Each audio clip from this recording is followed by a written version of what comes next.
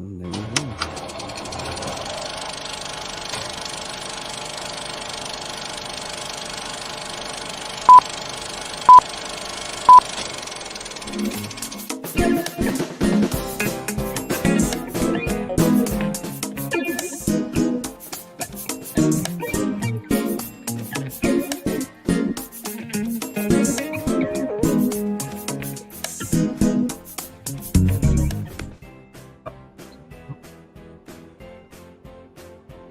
Hello. How's everybody doing tonight? Welcome to Inside the Booth. I'm your host, Dan the Law. And tonight we have our friend Nate from Renegade Film Force, and you are streaming on your side as well. So welcome everybody. So welcome everyone. Yes, welcome. We got Caleb King saying hello. One show Renegade. I don't know, is that you or? No, that would actually be my girlfriend right there. So. Oh, nice. Yep. So nice. All right. Well, how are you doing tonight?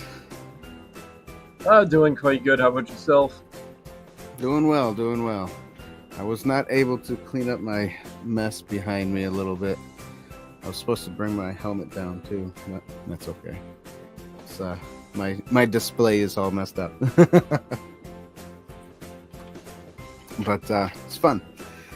Anyways, so how was your week? How was your weekend? For those of you on Inside the Booth, I met Nate through Comic-Con, and we started talking after that. And here we are. Now we are doing a live stream and an interview. And then we'll... So, yeah. So you used to do a lot of... So you do Comic-Cons a lot, right? You do cosplay. Yep. Your main thing, is it like... I remember when I met you, you looked to me more like a Obi-Wan kind of cosplayer. But obviously you were dressed a little different. So tell us a little bit about that costume. Actually, I think I have that costume up here on this photo. And I took this photo from your Facebook. So you had that costume on. So tell me a little bit about that. What is that? Yeah, so that would be the character of Kyle Katarn. That's actually the version of the costume I had to assemble before I got the more official, completely more accurate version that came out, I guess, months after I did that and after we started filming. So, yeah. So Kyle Katarn is the character from way back in the 90s to early 2000s in the expanded universe. Right. Mainly in the cool. Dark Forces, Jedi Outcast, and Jedi Academy games. Basically, regardless of, it doesn't matter what Disney says. In my opinion, right. Even Lucas apparently said that this stuff wasn't canon, but it's like, bro, you signed off on this. It's people right. Canon in mass. It's canon. Bro. Right. So yeah, yeah. So he's kind of a Han Solo. Think of if Han Solo became a Jedi. That's the idea there. That's I think part of what drove the idea of Kyle Katarn back then. And originally it was going to be Luke who was going to be the star of those video games, but then they decided to put Luke as more of a mentor, side role and everything. Who occasionally would jump in to help you out sometimes, which was pretty cool. But very cool. It was more of a Kyle Katarn, and then eventually Mara Jade and Jaden Core set of storylines. Oh, nice. Yeah, that's cool. I'm not big on reading those books. I never really was. But, of course, I mean, who doesn't like Star Wars, and who doesn't like more of Star Wars? More good. But that being, more good Star Wars. You're right. I was gonna say, that being said, Disney Star Wars is not really Star Wars per se. Yeah, it's been a lot of hit and miss there. I mean, there's some stuff that was pretty good, but it feels like it's just all been fizzling out, and just more and more stuff that feels as if it's written by AI or something. Yeah. Oh yeah. What is really going on over there? Right. Yeah. Kind of like we talked about earlier. You have the Acolyte. That was not well made, not well written, anyways. I mean, I guess the costumes and acting was okay, but if you don't have a good script, nothing's going to turn out well. So. Right. Yeah. And I feel there was a lot of wasted talent there, because I mean they did have a lot of talent in there, so it's a real bummer. I mean, I can't believe I forgot his name who played Soul, because like, you know, I'm always want to give credit where it's due. The guy put his heart into that, and I just feel terrible for him. That yeah, a lot of the other stuff in the show, and also the one girl who played Jackie, who's also X-23. Real bummer there, because she did good with what she was given, but her role was unfortunately just written so dry most of the time. In my opinion, it just it was a bummer. So, but I don't think we want to linger on too long on this particular topic. On bad Star Wars, cool stuff that's going on here. There's some good Star Wars, especially what's up, everybody. Sammy says. Zachary says hello, gentlemen. Yep. And Caleb says that he's good friends with you. You guys met 12 years ago at SUNY Geneseo. Correct. Nice. Caleb, oh gosh, I wish that he was local, because it would have been fun to have him be. One of his specialties is crazy, psychotic, laughing boy villain. Oh, he's nice. Really good at. Like, he had a ball with the first big thing that we did on my YouTube channel years ago, which was this show called Dead Reckoning Season 0. It was based off that Humans vs. Zombies game, like way across the nation and everything. Caleb, he put his heart into this role, and he definitely stole the show in so many episodes. People just loved him as Ethan. Oh, nice. The crazy guy. I was gonna. I mean, since you already mentioned it, I was gonna ask about the Dead Reckoning. I did watch the first pilot one, and it was pretty good. So, what's I guess what made you want to put, like, you know, zombies in with like a Star Wars feeling universe? Definitely a fair question. I've just always loved the aesthetic of Star Wars, and and a lot of other sci-fi fantasy worlds and stuff. And so naturally, you know, bringing in Star Wars-ish tech into a world where we have zombies, and trying to have it feel reminiscent of Resident Evil. So that it always appealed to me. It worked well for the vision that we had for the story and everything. But the fact of basically what you saw was the first piece of a major sci-fi reboot of the old series, because the old series was a Nerf action series. Okay. I did see a little bit of that Nerf gun shooting with and zombies, so that was fun. Love It Ever After. What's up, Love It? Love It's one of our co-hosts. She comes on like once or twice a month sometimes. She's cool. Yeah, so I did see. Yeah, I'm interested and kind of. Yeah, I'm interested. I saw that teaser trailer that you guys made for I Am Legend, like a fan film. I didn't realize that I Am Legend could be a fan film type of thing. You know, I mean, you always got like Terminator stuff. You got the main franchises that obviously Star Wars is one of them. But I never thought anybody would do like a I Am Legend. So that's interesting to me. So yeah, how'd you come up with that? Like, it was actually my buddy and partner on this channel's idea, Tom Cegielski. You'll actually see he has his own 2 channels actually. The Cegielski Films channel, right on my channel, as well as the Tommy Chaos channel as well. That one he's more active on, and we basically recently just started to merge here. But Tom has for years wanted to do an I Am Legend fan film, and he decided that this year would be the right time to finally just do it. And it also occurred to us, apparently it might actually be, like, the original story of I Am Legend might actually be officially in the public domain as of this year. Or the start of next year. I don't know. It's, there you go. But I think it is. I think it has so to. So you won't get...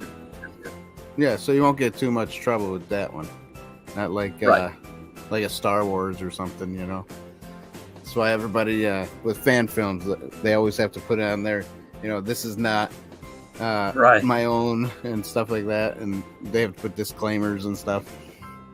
That's always fun. Yeah, especially if they're using the music and everything too. But yeah. You know, I wonder sometimes because there are some really good fan films out there that have done Star Wars stuff, and I always wonder, how do they make the money, especially on YouTube, if they're using, you know, like Star Wars music and all that stuff gets copyrighted, you know? And so how do they do that? That's my question. How do you think they would do it? I think the number one thing is make a lot of other short films and other projects that you actually can monetize off of. And, and you know, the fan film is something that serves as like a magnet video on your respective channel. But one word of advice I'll give to people is don't go and make a fan film just to make a magnet video. Make a fan film on something you actually love and is a specific story in that world that you are going to put your heart into by pure nature, and out of we need to make a magnet video and just get some money on it, or get some people coming to our channel so we make money on it. Right. Yeah. You'll get miserable real quick with that kind of thing. So. Yeah, there are some people who do have bad fan films, that's for sure. I've seen a few. But on the good one, you know, I remember as far back as when I was in high school, 2005, I think it was 2004 or 5, over in France. It was always the French. They were always making the really good ones back then. It was just them that were making the ones that were really good for serious Star Wars shows. Okay. The parodies, everything, like, everyone was doing great with those. But these guys, they made this one called Versus, and then a few years later, they made this other one, Versus Weight of Shadow. I haven't been able to find the original.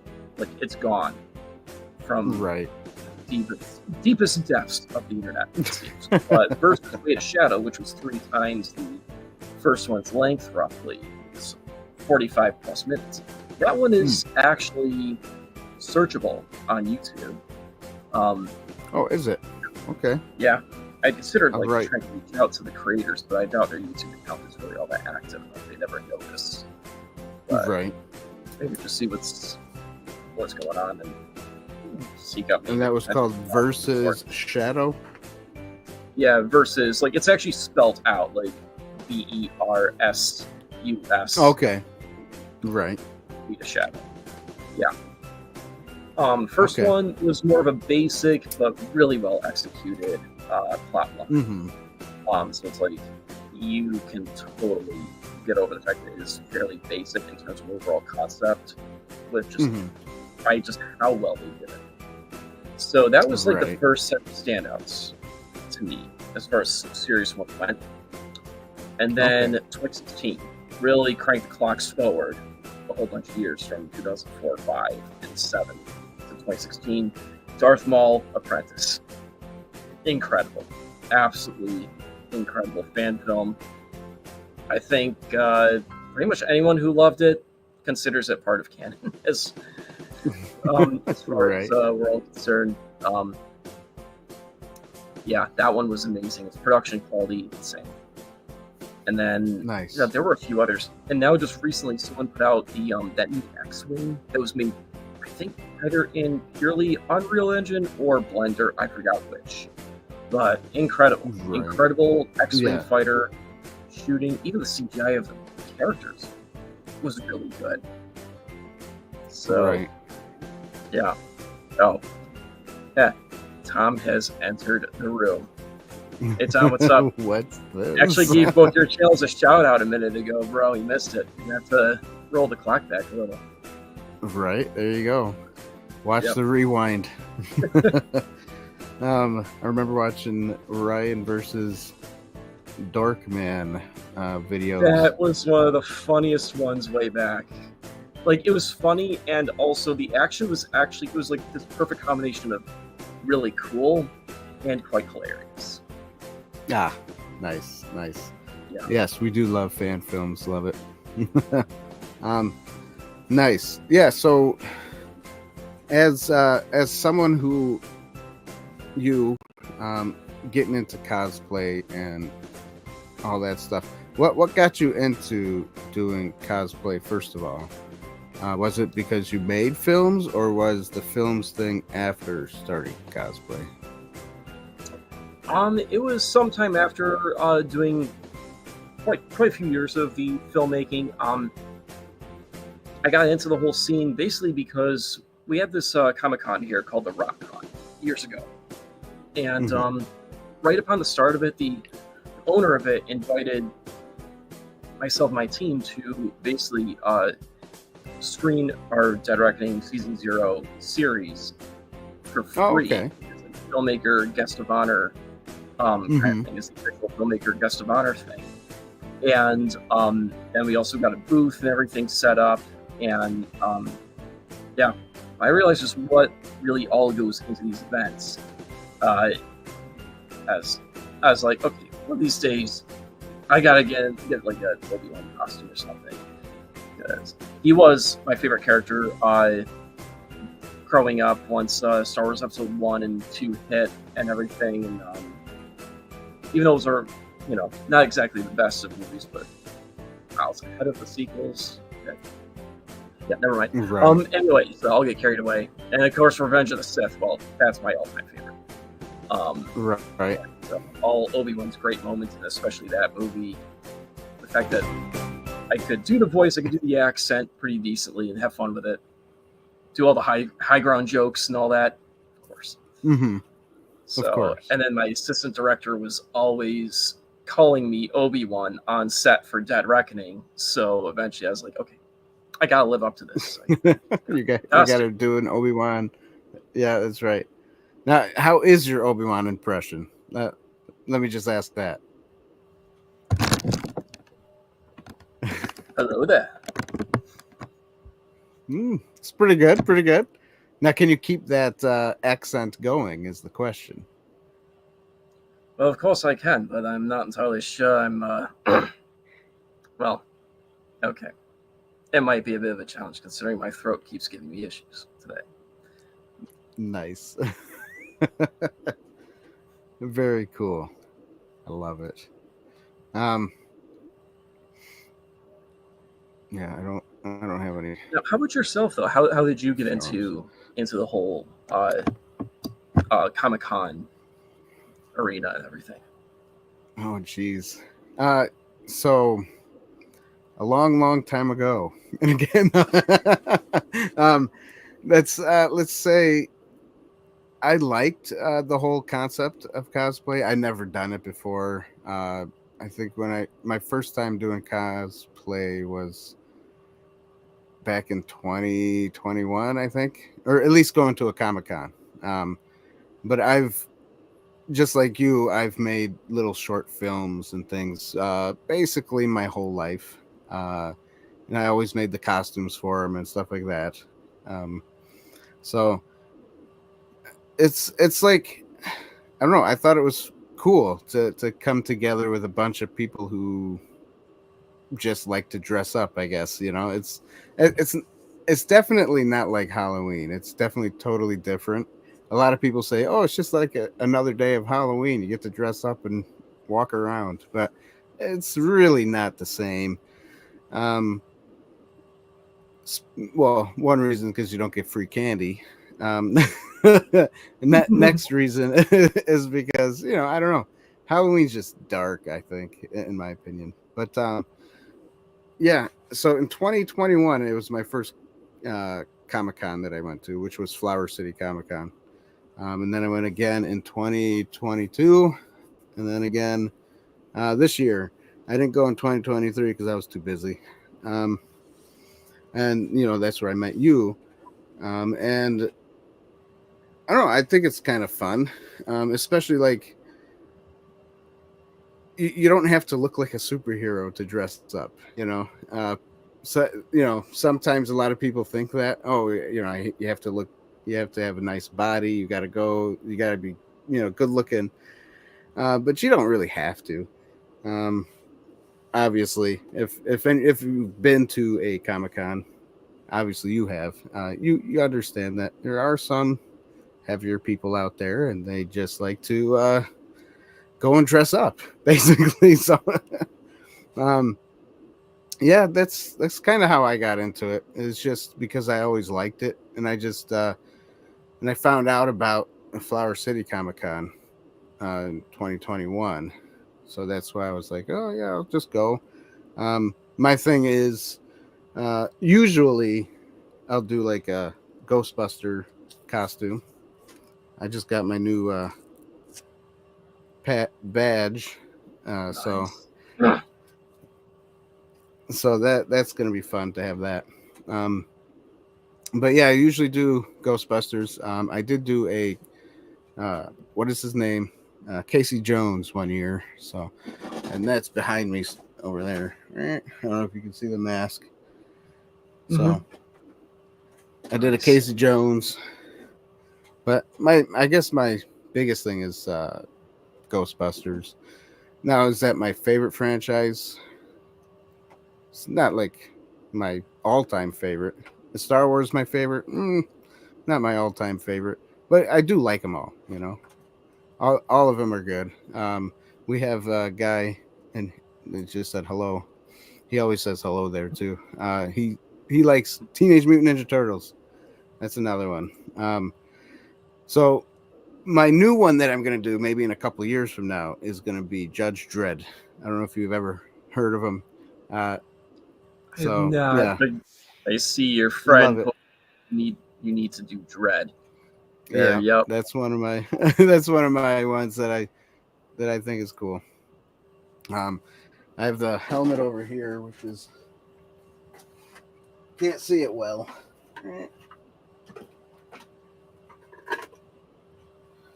So that's the start of it. It's that helmet.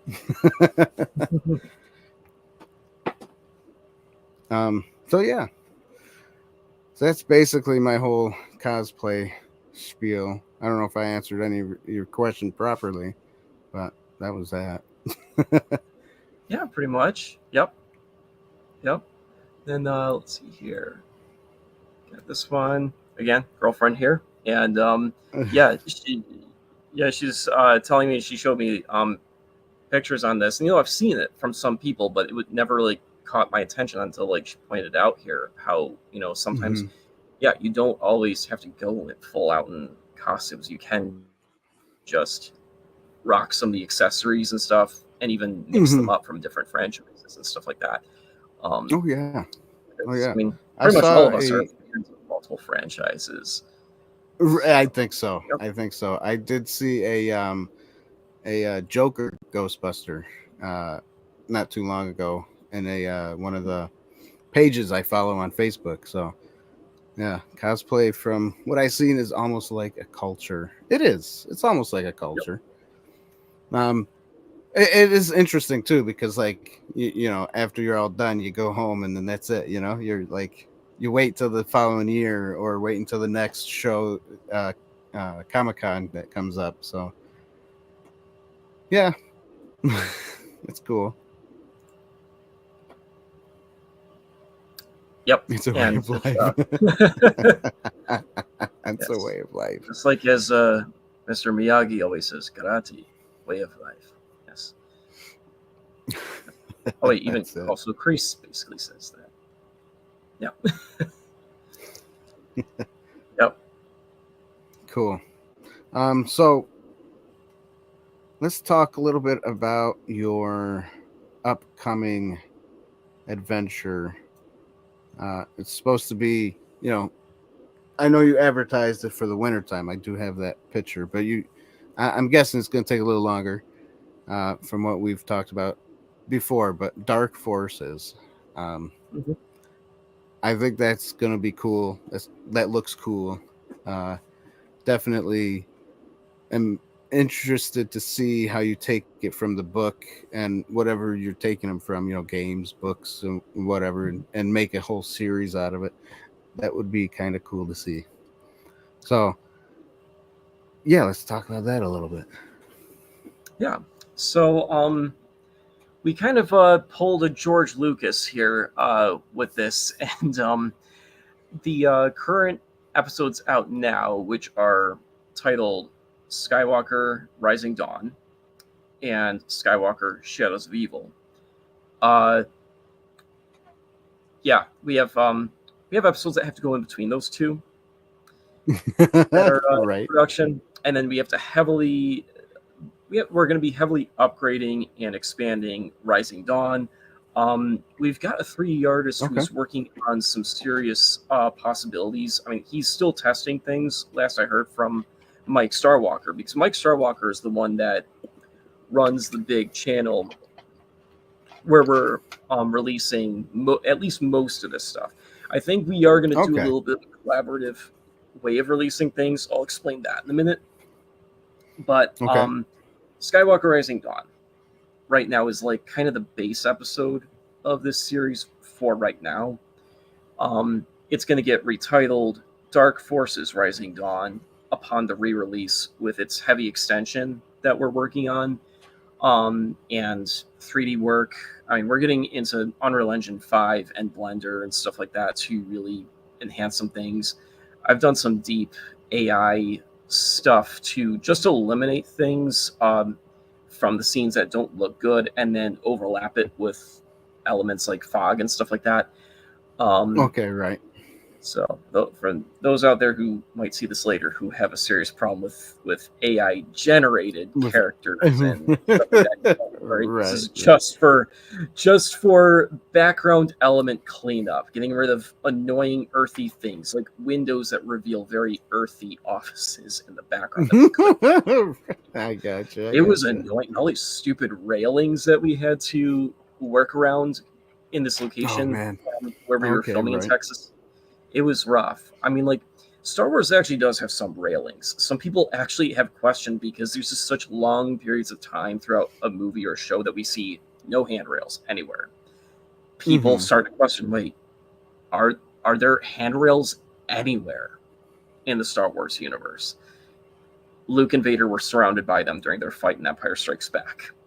Um, Right. They were. Yep. right, right towards the part when they're uh, out in the Gets his thing. hand cut off. What is it? Yep. Yes, Railings. The curse of uh, the the, galaxy. the Curse of the Galaxy.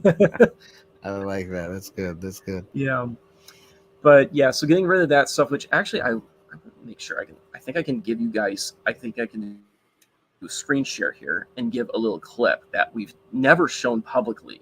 It's like I wanted this to be a good little reward for people who are tuning in with us here to Okay. actually see this. So here I'm going to do a screen share Yeah, thing let's and see if show it. a little bit of what this AI enhancement looks like. Nice. Okay, here we go. And where's that? And I agree with Caleb. Empire Strikes Back is the best. that is my All right. second favorite out of all the Star Wars movies, and is yeah, that obviously my favorite from the original trilogy. Revenge of the Sith is Mm, my personal favorite, with Empire Strikes Back literally like a 0.1 out of 10 behind it. right. So there you go.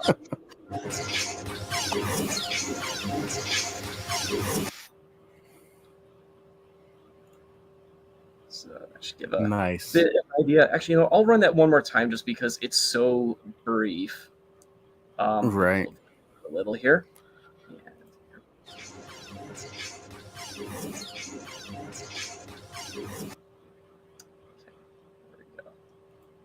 There you go. You got a copy of the link? You can put it right in the comments there. Yeah. And so people can see it. That one, yeah, I'm not actually releasing that publicly. Oh, okay. All right. Yeah, that's because that's an old work in progress. It doesn't even have the flashes that come upon each of the saber strikes. Right, the hits. Okay, gotcha. Yeah. But I am happy to actually give like a little extended preview of just the after with the effects here, because this one actually, I think this one doesn't. No, it doesn't, but it's still cool. It's still really cool. So just give people a little more idea of what to look forward to on this. Right. Here we go.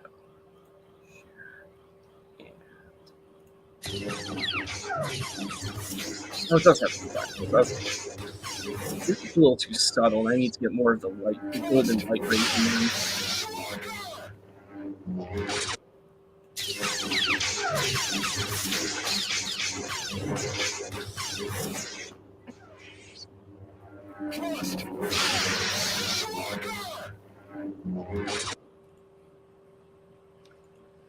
So Nice. yeah, lots more of that. We have I have just a few more clips to do in terms of bringing the fog in.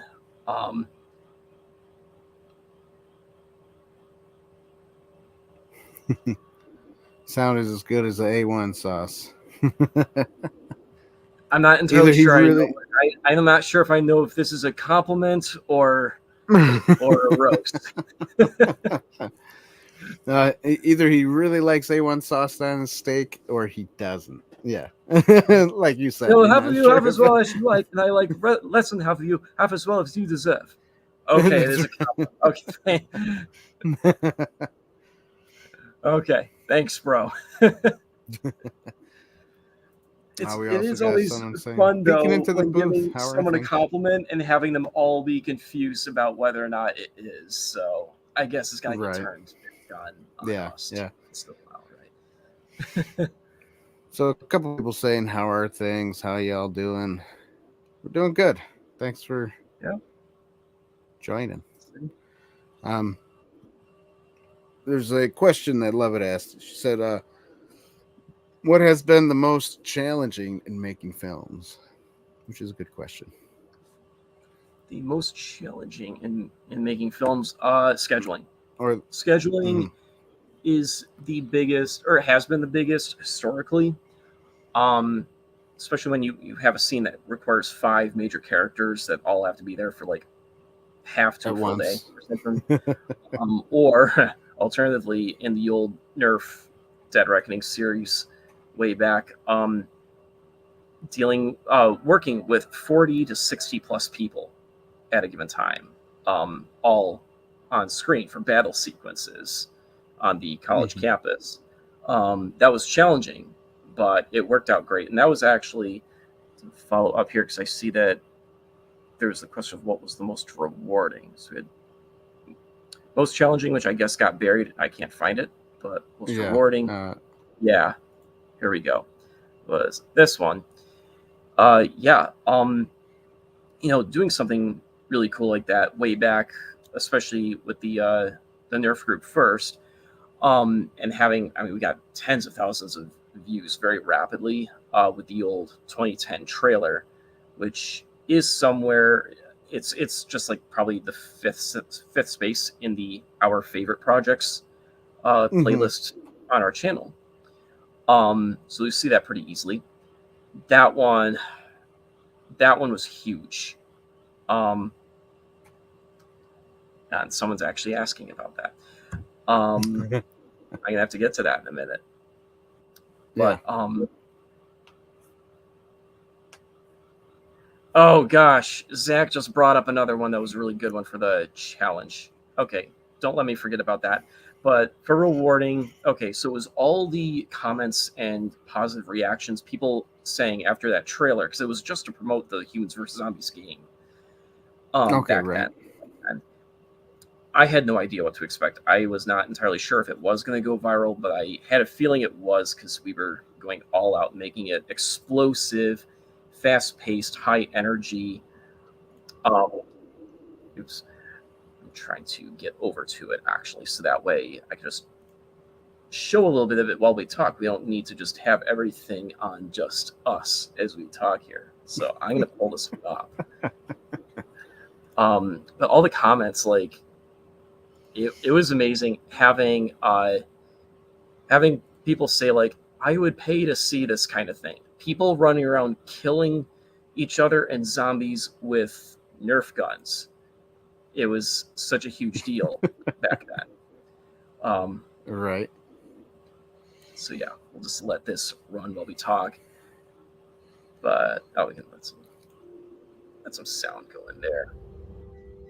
But obviously, anyone who hasn't seen this one before, you'll get a better experience without hearing us interrupting you to inform you of a grave situation. Going to it. A company known as Vilecore has created a deadly virus. This virus has been derived from H1N1 and changed into H1Z1. It creates an intense animosity. I would have to say, though, 8 weekends, give or take, to get everything that we wanted for it just for this trailer. They're heading for the Union to infect and then, and sabotage the boy, did we dig ourselves a potential hole with this, because when people were saying how they wanted, they were willing to pay money for a whole movie out of this, we started the series. We told them, okay, we'll do a series. The pressure was on to make sure we met the big production value feel as far as the production. Tons of people and Nerf guns could go. Okay. The pressure was on to really follow through on that and make it look every bit as big as this one looks.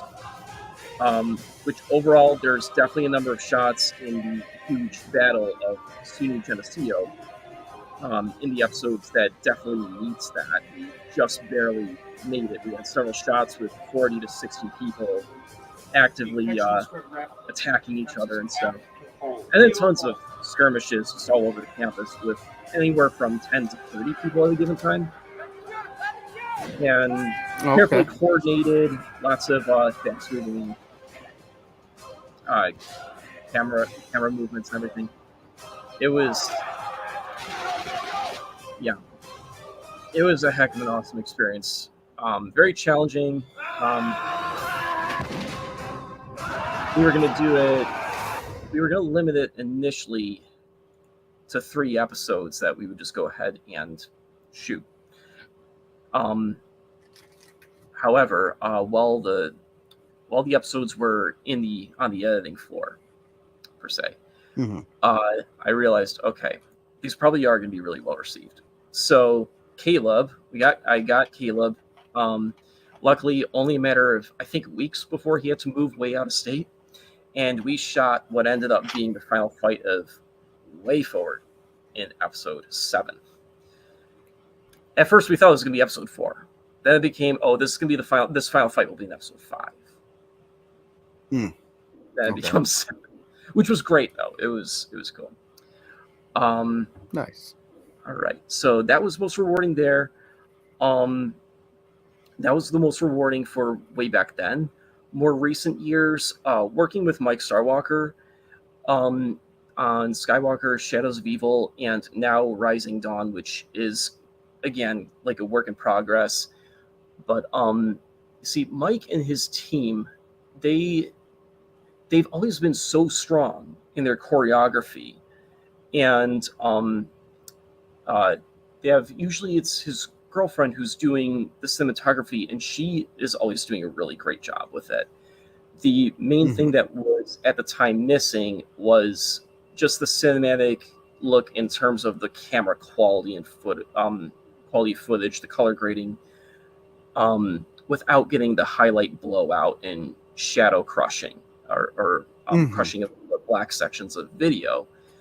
And so I was like, I'd love to help, and I brought a secondary camera with me so that way she could continue to help, because like I recognized like she was great. She was really great. She just needed a better camera. And so we worked as a team in shooting Skywalker Shadows of Evil. And we were all super happy with that. So she and Mike went and did the initial edits and then sent it over to me. I took care of the color grades, and then they took care of the sound. I took care of some hardcore special effects, and then the just general saber flashes and everything. And the reception of that one was hugely positive. People loved it. People were so happy that what we were doing was a tribute to Luke Skywalker, especially in the wake of how Disney just treated him horribly in The Last Jedi. Yeah. I'm going to try to just not get carried away. Right. Whereas this was all about, well, this is Legends. Luke, no, this is real Luke here. Legends, EU, Expanded Universe, whatever you want to call it. I prefer EU. We were honoring that. And then the next year, which was last year, we did Rising Dawn, which turned out to be kind of a sequel, or rather a full episode. And the way I see it is Skywalker Shadows of Evil is now basically a vignette / episode 0 / mini prequel to Rising Dawn, because it does have a little something that Rising Dawn builds off of between Luke and Mara Jade, and also Force Ghost Anakin, which another enhancement. I'm hoping, no promises here, so fingers crossed this works out. I'm hoping and praying that this works out, that we can cleanly de-beard our Anakin from that, because people could not tell more. I would say only 5% of viewers caught on quickly that this guy was supposed to be Anakin. Oh, okay, nice. And because Anakin never has a beard, right? So, yeah. Gonna have to do that Superman remove mustache thing there, huh? Yeah, it's some AI software that actually does do it really well on phone apps. I'm like, has anyone made a plugin or something for professional video editing software working with cinema footage with that stuff? Yeah, to do that. Oh, okay. That'd be cool. Time to go shortly, but let's see here. Okay. Well, last few comments here, because he wrote quite a few things here. Okay.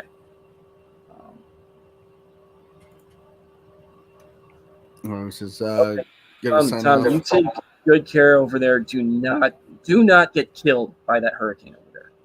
I will bring you back to life to smack you if you go and do that, and then get you back up here. Continue I Am Legend, because again, Tom is the brains behind the I Am Legend short film.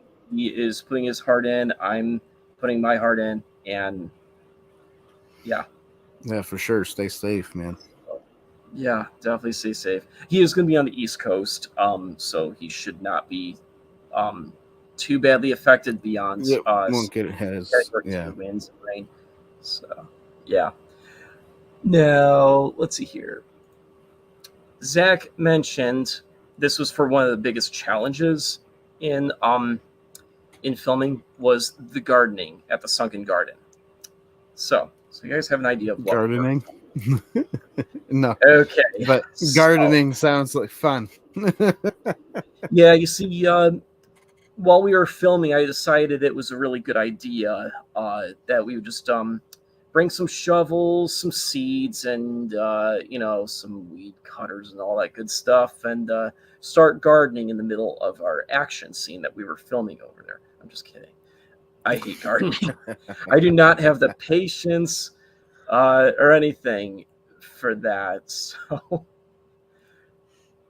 yeah, I remember some years ago this magazine with a guy in like his late 30s or early 40s sitting happily in the garden, and it read, the joy of gardening. I'm like, bro, I don't believe this. I don't believe this. Yeah, that's crazy. Anyways, no. So the Sunken Garden.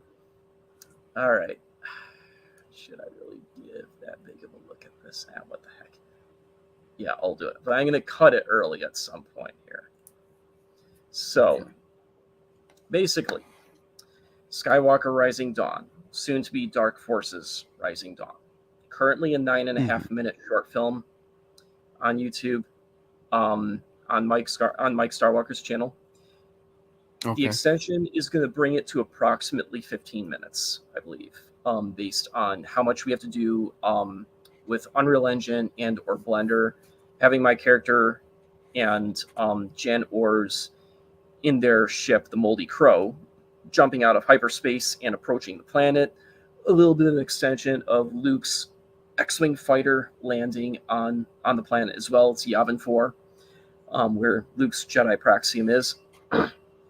And then the major fight scene that Kyle broke off to go into. You see, what we got in the 9-minute cut of this whole thing was just the transitional clips where I, as Kyle, show up and save one of the Padawans, named to be shrouded in mystery for now, for reasons, creative reasons of that. But yeah, yeah, of course, yeah. And then we just see some bits of transitional fight where he is going and fighting his way over to like another side of the temple. Basically, in the original Dark Forces 2 game, things are pretty simple.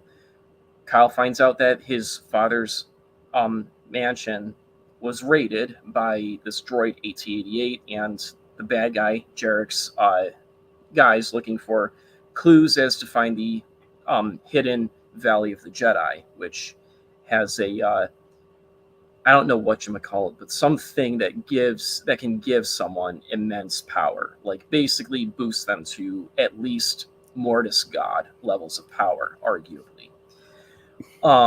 So Jarek wants that power for himself, naturally. What was hidden in the mansion was actually the map right to it. What we're doing is the map actually leads to a holocron, where that holocron is hidden specifically on Yavin in Luke's temple. And that will be for the next step towards the Valley of the Jedi. There's a few more steps in our take on this. So okay. Kyle goes there to intercept these guys and try to stop them from taking the holocron. So I'll show a little bit of this. Sounds interesting.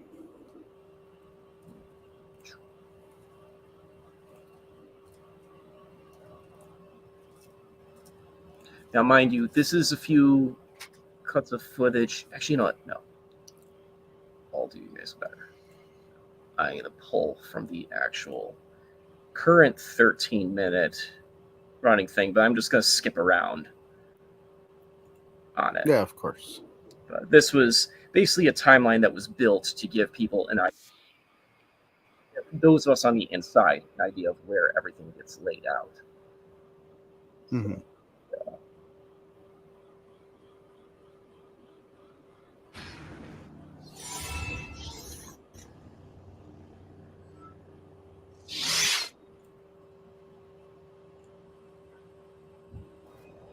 Give you guys mega crap quality here. No, that's okay. So yeah, we have the set of apprentices here, just chilling, waiting for them to go up. And then that very quick bit with the X-Wing, that was all that he managed at the time. We actually did have a real-life R2 unit, though, which was really cool. So again, that was down cool. in San Antonio. I loved how this place looked a lot like what one would expect from the temple. In this courtyard. Let's begin. Then we have all right. Ray That's doing enough for today. Rest. Wow. You've done well. Okay. Anyways, so and he's supposed to be Luke. Doing a bit of her nighttime training. So Yeah, and then we get into the arrival of the ship. I'm using temporarily some clips from Jedi Fallen Order's transition scenes here, just to establish that this is where Kyle and Jan's ship is gonna land on Yavin. But yeah, obviously we're not actually going to use this in the real thing.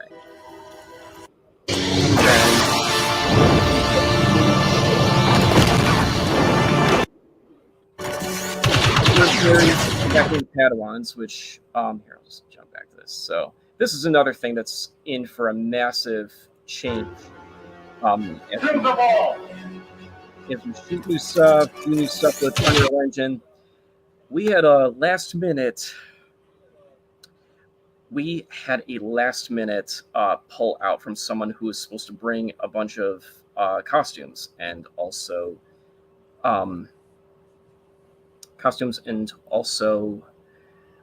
cosplayers for troopers or bounty hunters and everything. Okay. But then pulled out right while my flight to San Antonio was in progress.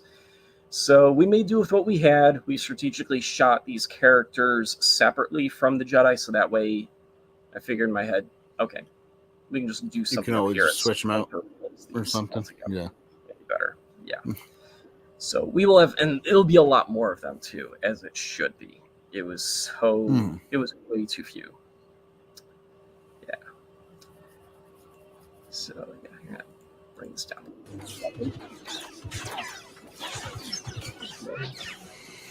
Then the Padawan here, she runs in, trying to help Master Luke because he is basically like a big brother figure to her. Everything they have a close bond. Nice. That was such fun. And now here's the start of like the newer content that's going in. So it's like this is basically another wing of the Jedi Temple here, where these guys are looking for and trying to extract this holocron that's supposed to help them out. Mm-hmm. And there goes that audio jungle tag thing there, because I didn't license this track at the time. Getting into a bit more of that Force magic stuff with visual effects, that one still has some refinements to be done. Looking for someone. Right.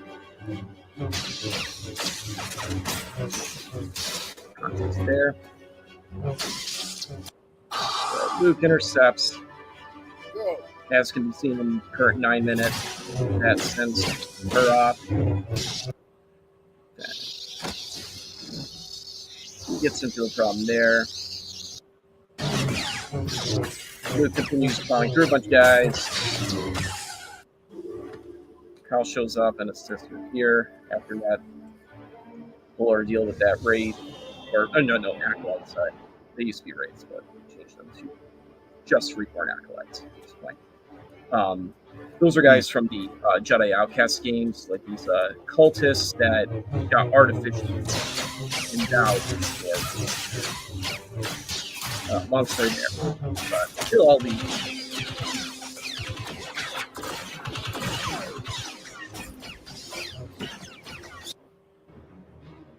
So then here's a bit more of the extended material here, where we get into a much more focused fight routine.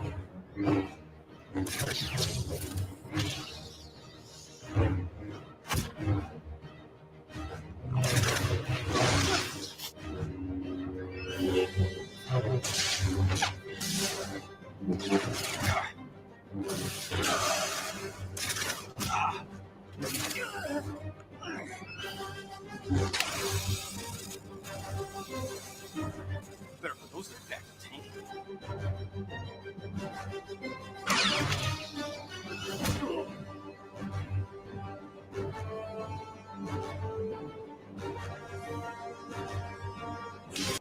And that's where I'm going to stop it there, because I just don't want to give away quite too much here. But I'm glad to be able to give at least a bit more of that fight scene than what's been seen through the teaser that's currently available. Right. Yeah. Very cool. Okay. So Well, thank that you. place where we were fighting, it's called the Sunken Garden, and that is what Zach had mentioned. Here, I'm gonna review and so this comment here. So what he's talking about here, it was that location. What's thinking happened over there? First of all, we could only film for 1 to 1.5 hours at a given time because Okay. it was always work nights, and we always had to wait till it was pitch black at night because continuity with everything that we shot down in San Antonio needs to be late at night, which is the easiest continuity to work with. It's either broad daylight or pitch black night. Golden hour, you truly have only about Nice. a half hour to an hour to do what you want to do. But this, yeah, we can only film typically from 9 p.m. to 10:30 p.m.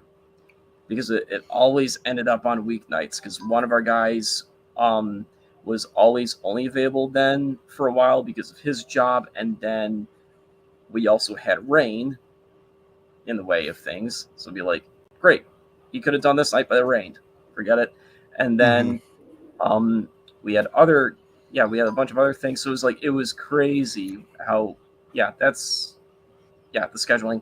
But then by the time we got together for the 8th time, major continuity issue. Suddenly there was this new stinking plant in the very center. Here, we'll jump over to That's just funny. that aerial shot. Okay. I'm sure most people won't notice it. No, they won't because we did navigate around it for the shots. We had did you? We had only 2% left to do by that point. Right. But boy, were we pissed when we saw it. But yeah, so we were fighting around. Here's a bush here, bush here, bush here, bush here. Nothing here, right? No, not anymore. Suddenly they put this humongous, stupid plant here. Fortunately, it was only like 3.5, 4 feet tall, but it was difficult to navigate that thing sometimes. But it worked. But yeah, couldn't help but just feel like, gee, how dare they? I mean, who do they think they are? I mean, they only own the place, right? Right. No, they got to do what they got to do. They can't come revolve around us. But it was rough, but we worked it out. We definitely worked it out. Yeah, good. So what got you into filming? What was the first thing that made you want to? Because this Fitz Built said that watching you do your stuff earlier, he said that's how he got into. That started his own dreams. There you go. That series is what inspired him to start his dreams of filmmaking back in the day. So, what got you into filmmaking? It's just something I've always wanted to do, just basically by default. Okay. It's something my heart, my brain defaulted to ever since I was a young kid, and thought that at the time that it might be impossible or something like that because of cameras available to us as consumers at the time were mega crap compared to what Hollywood had. But once we got into later high school years, I started to see how stuff works, and then got a much better idea in early college. So now, what year about do you what was that like when you were thinking that when you were young? That I wanted to make movies. I am pretty sure that was like 2nd or 3rd grade. Okay. Yeah. And then what was it in the 90s, in the 2000s? I mean, I don't know how old you are, to be honest. Yeah, it was definitely the 90s when I first knew that I'd want to make movies if I could. Yep. Okay. And what made you think that? Did you watch a movie that you really liked, or watch behind the scenes or something? What made you think that it was? That is probably what spawned it. Was just being so into the movies and shows that I would watch and be like, yeah, I'd want to make this kind of stuff. Okay, very cool. It's really quite simply that kind of thing. It just was my nature. And then I got into theater. I grew up doing theater from middle school all the way through high school. So yeah. Okay. Very cool. Very cool. Well, I wasn't able to cut you off halfway through to do a commercial break. Yeah, sorry about that. I forgot about that. No, that's no, that's okay. So I'll do a commercial break now. We got a couple of things tonight. First off, obviously, what do we do here at Inside the Booth? What is this place? What is it that you do here? Merchandising. Merchandising, merchandising, where the real money from the movie is made.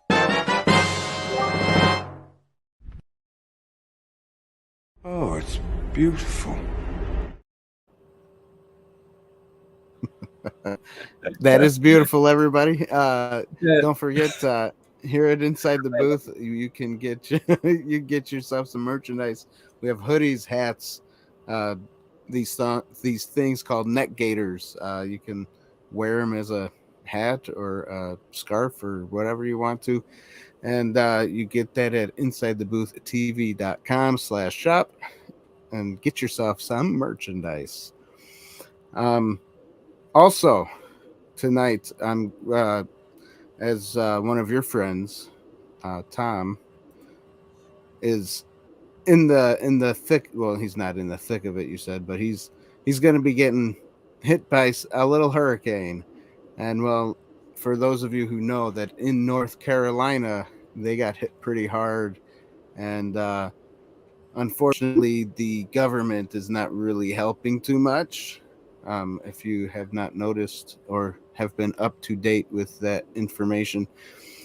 So there have been people individually going out and doing stuff, leaving from all over the place. I have a friend here at upstate New York. She is leaving tomorrow to take water and a few things over there. So if you are interested in donating to that cause, I'm going to put her PayPal link right here in the comment section of the chat section, and I will also add it into the description after the live show is over. So, and there it is. Oh, and what was her name again? Because I'm seeing that on my channel saying it's just coming up actually as having come from me. I mean, I see the name Lisa in there. Yep. On the her name is Lisa. Okay. Yep. Yeah. So yeah, when I do it here on StreamYard, it'll go to both channels. So for those of you over there on his channel as well, and our channel, right there it is. Her name's Lisa. That's her PayPal. If you want to donate, you donate a little bit. You don't have to donate too much if you don't have the money. But, every little bit counts. Every little bit helps, Caleb says his church is helping out with supplies for relief effort. Oh, good. Good. Yeah, there's a lot of people doing it, I think, So, but yeah, if you do want to donate and help out her little thing that she's doing, you can donate there. If you find anyone else doing it, like Caleb said, his church is doing it. If you find other churches going or doing it, donate to where you're comfortable. So yeah,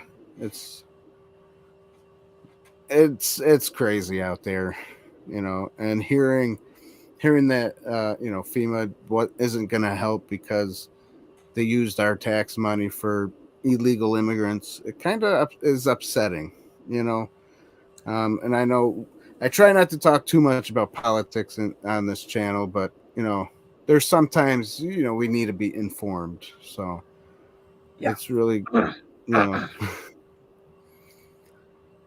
yeah, that's right. Anonymous. God bless anyone caught up in that storm.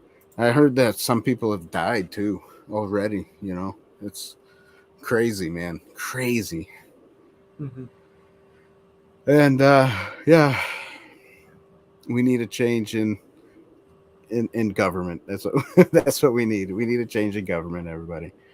So, I have a lot of family down North Carolina and Florida. They're going through it.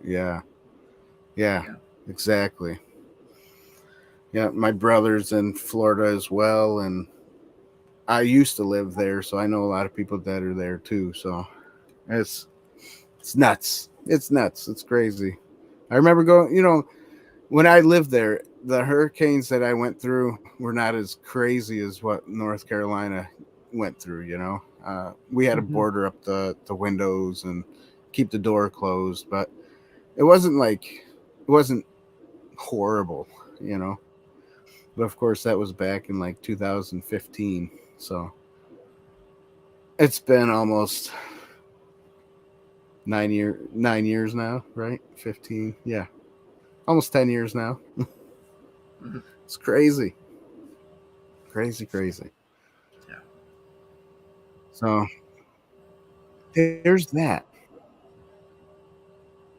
That's the end of the commercial, everybody.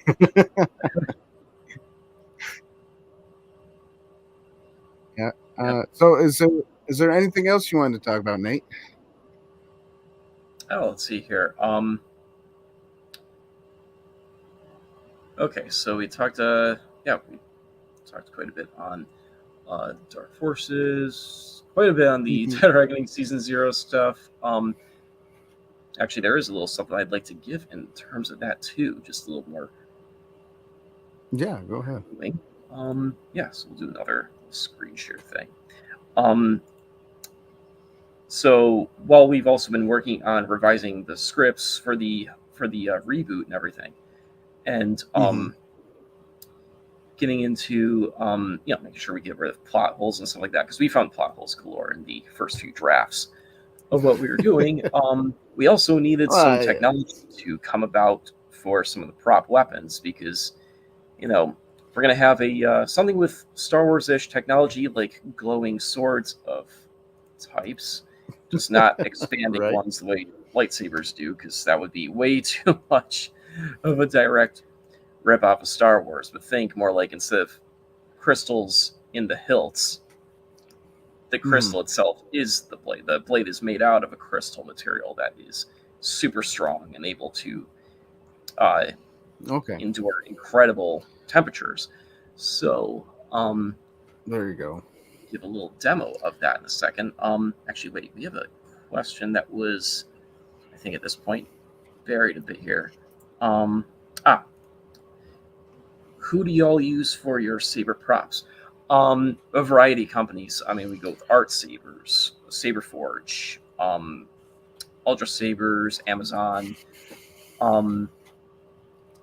And actually on our Instagram, there is a link tree that has like the affiliate links to some of those. I'm working on finding out if there's a way that I can just get an updated thing from Art Sabers about which sabers are their actual exclusives, because as much as I love how Art Sabers is prompt with things, there are some sabers that they are adding anywhere from 20% higher than everybody else to their prices, even though they're getting them from the same source. Sometimes they are jacking the prices up 300%. I'm like, guys, this is not a smart marketing thing at all. So I got my lightsaber at a flea market for like $2.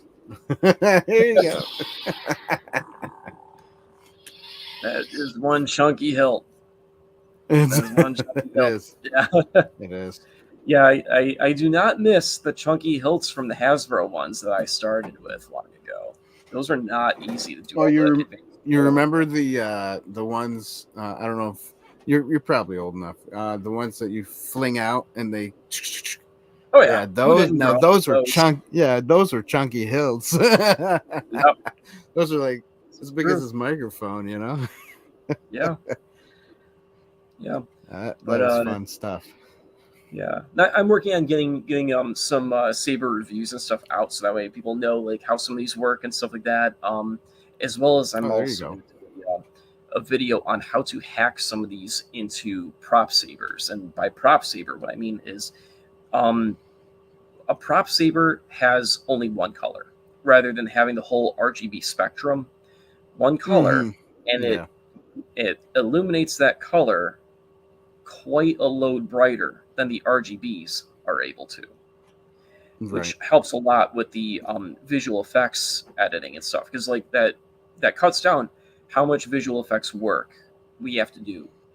I have to do a crap ton of it for that big scene in the sunken garden because we did not have enough stunt bulbs, so I have to enforce those blades manually with blade tracing and After Effects. So yeah, you can go with those. It's, lasers, man. stunts, it's going to help, and you can convert basically any type of saber core into a stunt. Nice, nice. I'll just have to show people how it's done. Those multicolored sabers. I don't know. I'm not a fan of them. I don't think lightsabers should be like that. But that's my opinion, you know. Wait. Hold on. I mean, come on, man. I mean, come on. The Acolyte did it, right? They made it a mood saber, like the whole mood thing. All right. Oh man, my blue saber turned red. that was bad. Yeah. But then they go, oh, it was because the crystal started bleeding red. What? That's not how when it works. Does a crystal bleed? Man. Okay, I will actually. Okay, in the spirit of giving credit where it's due, or at least where I believe it's due. Out of the few things from Disney that I like, the idea of the Sith bleeding crystals, I actually like that because it fits how dark they're supposed to be. That is a very dark thing to do, but I also do not believe by any stretch that it should eliminate the use of synthetic crystals as well. I think it makes sense that dark side users did either or, both. Right. And to expand on that, like in our series, we will expand on that. Yeah. Oh, Fitz built is saying that it's not even a Disney invention. That's interesting. Oh. Huh. Yeah. Do we have a year as to when that concept came out? But still, I mean, don't know. Yeah, I've never really understood the people who have like a big issue with it because, like, guys, it's still it's darker than just simply taking some raw materials and making a synthetic out of it, honestly. But like the reason why is dark. So like both versions have their dark aspects. So yeah, I think that both technically are perfectly compatible and can coexist with each other in canon. Yeah. So.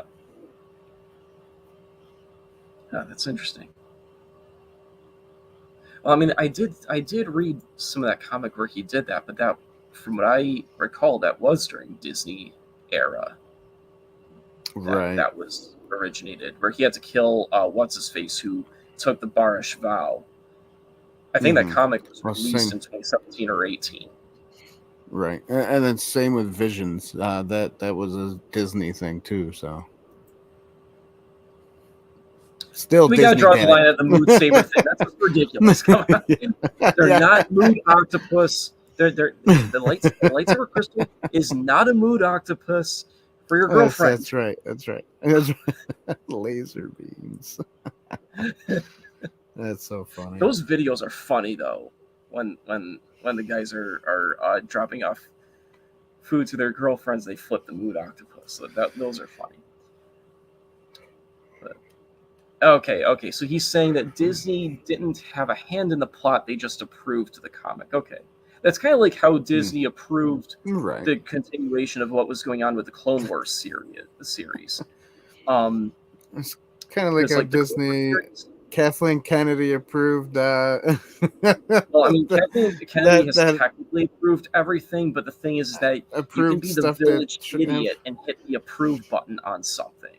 Yeah, you could have the IQ of a cactus and still hit an approve button just fine, or say the word "I approve." You have the green light. Anyone can do that.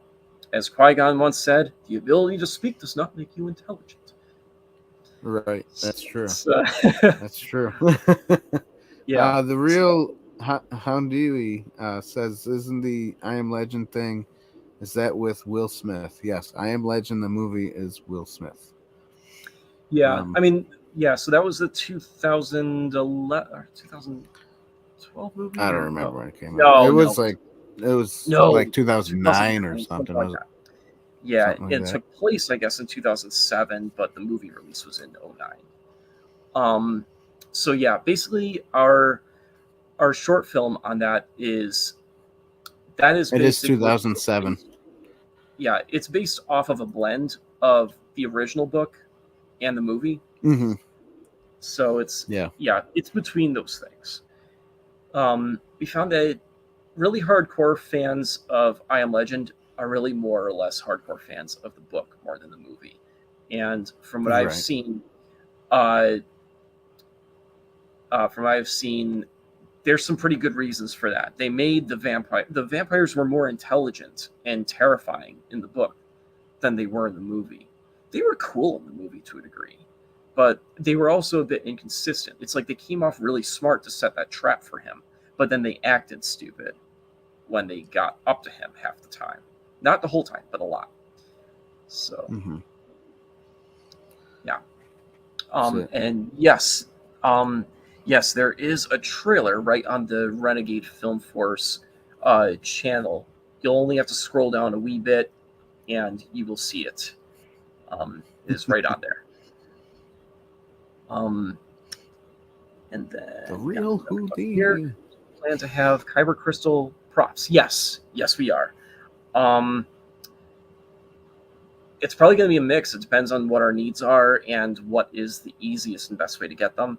But I think we already have some printed ones that are looking really, really good. Yeah, and why not make your own, you know? Yep. It's cheaper to make your own props, everybody. Sometimes it is. Yep. Yep. Okay, I was going to give you guys a preview of something, and we got carried away here. So the oh, did you? The glowing swords for the Dead Reckoning remake / reboot. Yeah, give you guys that. By the way, everyone who's on Inside the Booth page, you can go down to the comment section or the description below and follow Nate. I put his YouTube link there, so if you want to watch anything. All right. Thank you. And yours is also Dan. Yours is going to be right in my collaborator section on my YouTube channel as well. I would love to do this kind of thing with you regularly. Okay. That'd be awesome. Yeah, it is fun. Yeah. It is fun. You're a great host, man, and I love working with you. And yeah, I definitely want to help you grow as fast and as much as possible. Oh well, thank you. Appreciate that. Absolutely. You'll have you be one of our top inside guys here on things. So that's right. All right. So without much further ado, let's show you guys this quick little preview. This is just me testing the prop weapon, but there we go. It'll be pretty cool.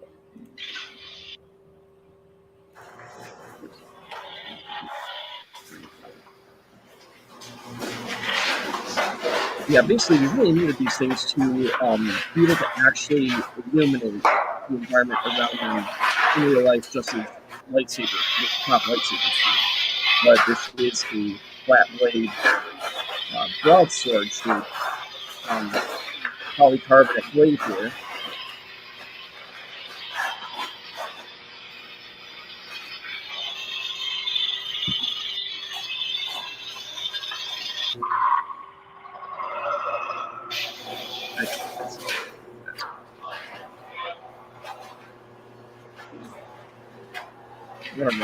One more time, because that one just has such a cool startup, such a creepy. I don't know for sure if we'll be allowed to use that sound effect. I think it might be copyrighted, but here we go. One more time.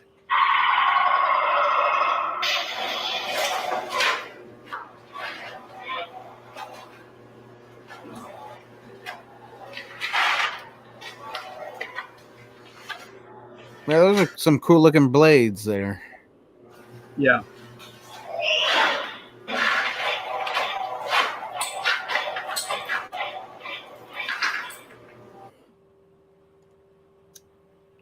And yeah, we've gotten another Very one. cool. So basically, because of the Darksaber, success out there with making them strong enough for actual clashing. In fact, they're so strong that they actually are a liability to regular lightsaber blades because these other ones are so thick. There's that new Ronin saber modeled very similarly, but different enough. It's definitely its own thing. It's basically like the Chinese straight katana. Okay. That's out. Nice. Got our hands on one of those. That's going to be one of our canon sword designs in there. Probably a more regular one that you see a lot because it's so easy to get. But it's really cool. It's really cool. The one that you just saw, ever since then, we've started doing a metal enforcement on it because it is a little flimsy. But with this metal enforcement, I think that should finish the job, make it strong, and add a little more stylistic element with there being this support, this basically elongated support shroud out of metal going all along about 2/3 of the blade. So that'll be really cool that you have part of the blade that's not even fully lit. Yeah, but the whole idea here is that That's cool. in this new version of the Dead Reckoning universe, we have all these advanced technologies that are meant to counter the zombie threat with swords that can hack through zombies really fast and efficiently without any possibility of getting stuck in their flesh, the way normal blades actually could. And be able to hack your way through at least wooden doors and walls and stuff like that if you had to, as well as metal. And then also the all the plasma guns, plasma pistols and rifles. Most of them will have multiple abilities besides just basic semi or full auto firing or pump action. Whatever you got some weapons that are shooting pure energy. You got weapons that are shooting energy engulfed rounds that give them a lot more penetrating power. Got smart ricochet razor discs that can be used to tactically bounce off of walls and stuff like that. Cloaking devices, portals. So it's pretty all over the place. What we've got in store for that one. So anyone who is a really long-term, old faithful follower of ours watching this video, I hope this confirms for you enough that yes, we are getting back to that. We have not abandoned that project. Nice. So we just needed some things to surface in order for us to make it happen. Got another question here. The real Houdini. I love to lie and say yes, but no. We do not have Will Smith officially involved. Who knows? Maybe we'll catch his attention and he'll push some buttons, pull some strings or something. You never know. There you go. Yeah, we love Will Smith, so if we got him involved, that's incredible. Yeah. Yeah, let's Keep. Love it. What are you talking about? Keep what? Google Keep is a good app. It's a very helpful app. Google Keep. Okay. Will Smith's name. Oh, keep Will Smith's name out. Come on. That's funny. Tom made a pretty funny application of Will Smith's little outburst there on his Tommy Chaos channel. Oh yeah. Scroll through, find the one where the elephant smacks the girl's phone into her face or whatever. That was a really good application of that. He does these really funny reaction videos. So definitely check those out.